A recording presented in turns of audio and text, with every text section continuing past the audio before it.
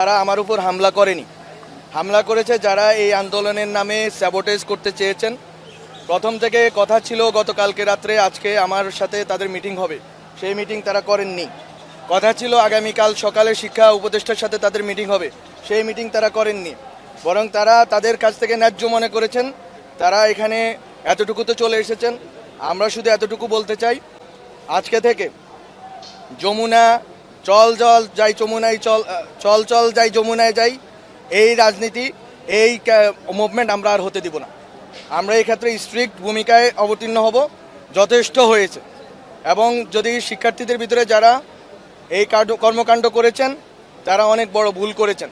তারা, আমি মনে করি যে তাদের ভিতরে যারা স্যাবোটেজ করার অভিপ্রায় এখানে এসেছেন, শিক্ষার্থীদের উচিত তাদেরকে আলাদা করে রাখা এবং তাদেরকে চিহ্নিত করা, তাদেরকে শাস্তির আওতায় আনার ক্ষেত্রে সরকারকে, প্রশাসনকে সহযোগিতা করা।